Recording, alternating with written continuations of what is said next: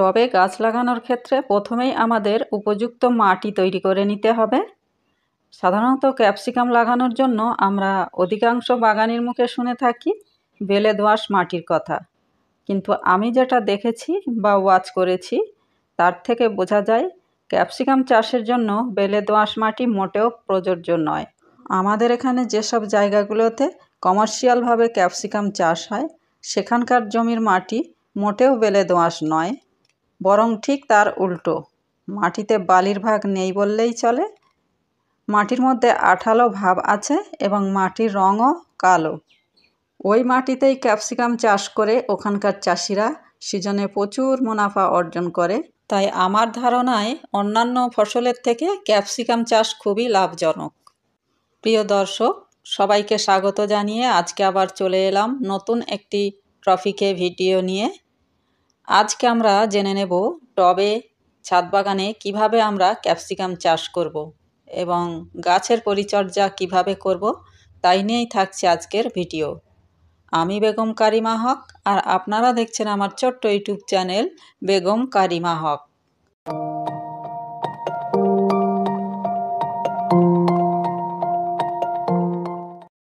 ছাদ বাগানে টবে ক্যাপসিকাম চাষের জন্য প্রথমেই চারা সংগ্রহ করে নিতে হবে।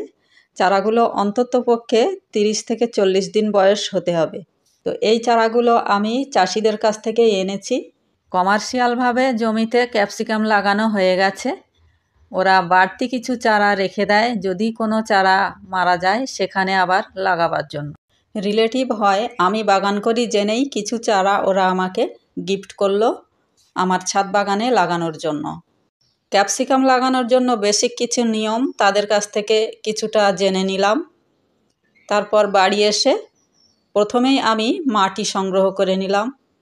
আমাদের এখানকার মাটি অনেকটাই দোআঁশ মাটি, বালির ভাগ একটু বেশি আছে মাটিতে। সেজন্য আমি গার্ডেন সয়েল না নিয়ে আমি নিয়ে নিলাম পুকুরের পাঁক মাটি। তুলে রাখা পাঁকগুলো শুকিয়ে সেই মাটিটাকে ভেঙে ঝুরঝুরে করে নিলাম।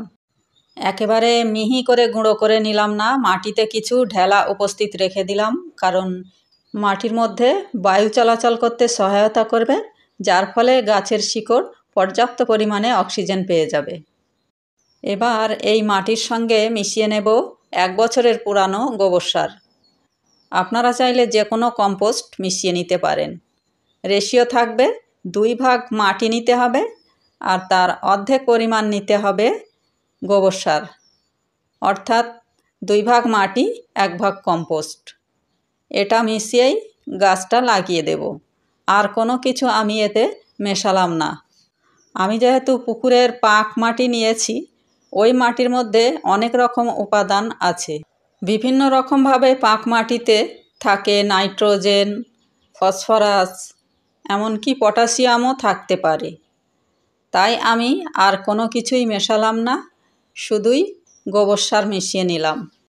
গাছ বসানোর জন্য নিয়ে নিলাম মাটির টব। ড্রেনেজ হোলটি বন্ধ করার জন্য ঢেউ খেলানো খোলামকুচি দিয়ে নিলাম। তারপর টবের একদম নিচে দিচ্ছি কিছু ঢেলা মাটি। এই মাটির ঢেলাগুলো দেওয়ার কারণ ড্রেনেজ সিস্টেমটা সুন্দর থাকবে, সেই জন্য নিচে কিছু ঢেলা দিয়ে নিলাম। এরপর আমি এই মাটির মিশ্রণটি টবে পুরোপুরি ভরে নেব। অন্যান্য গাছের তুলনায় এই গাছ অনেকটাই লাজুক প্রকৃতির। যেমন গোড়ায় স্যাঁতসেঁতে ভাব পছন্দ করে না, তেমনই গোড়ার মাটি শুকিয়ে গেলেও পছন্দ করে না। এর নিয়মের বাইরে কিছু হলেই এই গাছ তাড়াতাড়ি মৃত্যুর কোলে ঢলে পড়ে। তাই এর জন্য এমন মাটি তৈরি করতে হবে যেন অধিক মাত্রায় ঝুরঝুরে না হয়, আবার জল জমে থাকবে এমনও যেন না হয়। টবে বেশ কিছুটা মাটি ভরে নেওয়ার পর দেখে নিতে হবে গাছটি কতটা গভীরে যাচ্ছে। যদি বেশি গভীরে চলে যায় তাহলে আরও কিছুটা মাটি দিয়ে ভরাট করে তার উপরে গাছটি বসিয়ে দিতে হবে, কারণ বেশি গভীর করে গাছ বসানো যাবে না। গাছের 1 ইঞ্চি কাণ্ড যেন মাটির ভিতরে থাকে, তার বেশি নয়। বেশি গভীর করে বসালে কাণ্ডটি পচে যেতে পারে, সেই জন্য খুব বেশি গভীরে বসাবো না, আমরা 2 ইঞ্চি গভীরে বসিয়ে দেব। গাছের মূল কাণ্ডটি থাকবে 1 ইঞ্চি গভীরে আর গাছের শিকড়টি থাকবে তার নিচে। গাছ বসানোর সঙ্গে সঙ্গে অবশ্যই আমাদের কিছু অবলম্বন দিয়ে নিতে হবে, কারণ এই গাছ খুবই ঝোপালো হয়। ভবিষ্যতে গাছটিকে যাতে বাঁধতে সুবিধা হয় তার জন্য অবশ্যই অবলম্বন দিয়ে নিতে হবে, কারণ এর পরে গাছ যখন বড় হয়ে যাবে পরে অবলম্বন দিতে গেলে গাছের শিকড় ক্ষতিগ্রস্ত হবে, সেক্ষেত্রে গাছটি মারাও যেতে পারে। তাই আমি প্রত্যেকটি গাছের গোড়ায় অবলম্বন দিয়ে নিলাম। এই টবটিতে আমি দুটো চারা বসিয়ে নিলাম। যেহেতু চারাগুলো খুবই ছোট ছোট, তাই সিঙ্গেল টবে আর দিলাম না, একসঙ্গেই বসিয়ে দিলাম। এবার ক্যারি ব্যাগে যে চারাটি ছিল সেটাকেও বসিয়ে নেব। এই চারাটি খুবই হেলদি চারা, এর মধ্যে প্রচুর শিকড় রয়েছে। যেহেতু এটি মাটিতে বসানো ছিল তাই এর মধ্যে শিকড়ের ডেভেলপমেন্ট হয়েছে। এই চারাটিকেও বসিয়ে আমি একটি অবলম্বন দিয়ে নিলাম। গাছ বসিয়ে নেওয়ার কাজ মোটামুটি কমপ্লিট হয়ে গেছে।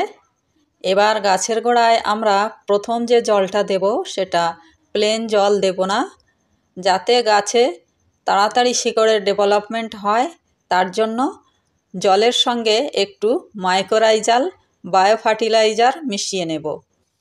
এটা দেওয়ার ফলে কি হবে, গাছে প্রচুর পরিমাণে শিকড় আসবে এবং টবের মাটিতে যেসব খাবার আছে সেগুলোকে গাছকে গ্রহণ করার উপযোগী করে তুলবে। এটা সম্পূর্ণ একটি জৈব ফার্টিলাইজার, এর সঙ্গে রাসায়নিক কোনো কিছুই মেশানো যাবে না।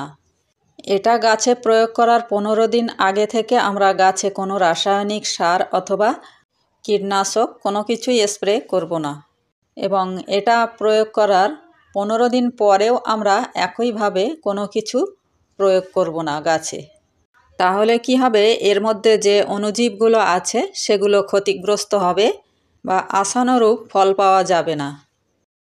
ফিরে এলাম গাছগুলো রোপণ করার 1 মাস পর। দেখুন 1 মাসের মধ্যে আমি গাছে কোনো কিছুই প্রয়োগ করিনি, তারপরেও গাছে ফুল ফুটেছে এবং ফুল থেকে ফলও ধরেছে এবং গোড়া থেকে প্রচুর শাখা প্রশাখা বের হচ্ছে। তো এগুলো যাতে ডেভেলপমেন্ট হয় তার জন্য আমি একটি সুপারফুড গাছে এখন প্রয়োগ করব। এ পর্যন্ত যা কিছু হয়েছে সমস্তটাই কিন্তু অর্গানিকভাবে হয়েছে। আমি কোনো রাসায়নিক সার বা কোনো রাসায়নিক কীটনাশক আমি এ পর্যন্ত এই গাছে ব্যবহার করিনি। বিভিন্ন ধরনের পোকামাকড়ের আক্রমণ এড়াতে আমি গাছে একটি মিশ্র জৈব রাসায়নিক স্প্রে করব, যাতে গাছটি একদিক থেকে হেলথ ডেভেলপমেন্ট হবে, অন্যদিকে পোকামাকড়েরও আক্রমণ থেকে অনেকটাই রক্ষা পাবে। তাই আমি এখানে নিয়ে নিয়েছি 1 লিটার জল, আর এই 1 লিটার জলের সঙ্গে মিশিয়ে নেব 1 গ্রাম ইমিডাক্লোরপিড গ্রুপের কনফিডার, আর তার সঙ্গে নিয়ে নেব 2 গ্রাম পরিমাণ সুপার সোনাটা। এই দুটো একত্রে মিশিয়ে 1 লিটার জলে দিয়ে দিলাম। এই কনফিডার হচ্ছে একটি স্বল্পমাত্রার ইনসেকটিসাইড, যেটা বিভিন্ন ধরনের পোকামাকড় থেকে গাছকে রক্ষা করবে। বিভিন্ন ধরনের লঙ্কা জাতীয় গাছে এটি খুবই কার্যকরী একটি ইনসেকটিসাইড। এবার এর সঙ্গে মিশিয়ে নেব লিটার প্রতি 1.5 থেকে 2 গ্রাম পরিমাণে ম্যাগনেসিয়াম সালফেট। এটা দেওয়ার ফলে গাছটিকে একদম সবুজ করে তুলবে, পাতাগুলো খুব গ্লেজি হবে এই ম্যাগনেসিয়াম সালফেট দিলে। সুপার সোনাটা হলো একটি জৈব প্রোডাক্ট, যেটা একদিক দিয়ে কীটনাশকেরও কাজ করবে, অন্য দিক দিয়ে পিজিআরেরও কাজ করবে, গাছকে সুন্দরভাবে রেগুলেট করবে, গাছের বৃদ্ধিতে সহায়তা করবে। আর এক দিক থেকে ফাঙ্গিসাইডেরও কাজ করবে, গাছে বিভিন্ন রকম ফাঙ্গাসের আক্রমণ থেকে গাছকে রক্ষা করবে, গাছের পাতাকে সবুজ করে তুলবে এবং গাছে বেশি বেশি ফুল এবং ফুল থেকে ফলে পরিণত হতে সহায়তা করবে।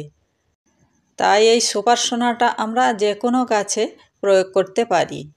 বেশ ভালো করে স্প্রে করে দিতে হবে, পাতার উপরে নিচে সব জায়গায় স্প্রে করে দিতে হবে, কারণ লাল মাকড় বা মাকড় জাতীয় পোকাগুলো পাতার নিচেতেই বেশিরভাগ থাকে। কীটনাশক জাতীয় প্রোডাক্ট আমরা বিকালেই গাছে প্রয়োগ করব, কারণ বিকালেই গাছে পোকামাকড়ের আক্রমণ বেশি ঘটে। তাই আমি বিকালেই স্প্রে করে নিলাম। এইভাবে আমরা মাসে 2 বার স্প্রে করব। তবে ম্যাগনেসিয়াম সালফেটটা কিন্তু মাসে একবারই প্রয়োগ করতে হবে। তো বন্ধুরা, আপনাদের যদি গাছ থেকে থাকে তাহলে আপনারা আপনাদের গাছের এইভাবে ট্রিটমেন্ট করুন, আশা করি ভালো ফল পাবেন। তো বন্ধুরা, ভিডিওটি যদি আপনাদের ইনফরমেটিভ মনে হয় অবশ্যই একটা লাইক দেবেন আর ভিডিওটি শেয়ারের মাধ্যমে অন্যকে দেখার সুযোগ করে দেবেন। তো বন্ধুরা, ভিডিও সম্বন্ধে যদি কোনো মতামত থাকে অবশ্যই কমেন্ট বক্সে জানাবেন। আজকের ভিডিও এখানেই শেষ করলাম। সবাই ভালো থাকবেন, সুস্থ থাকবেন। ধন্যবাদ।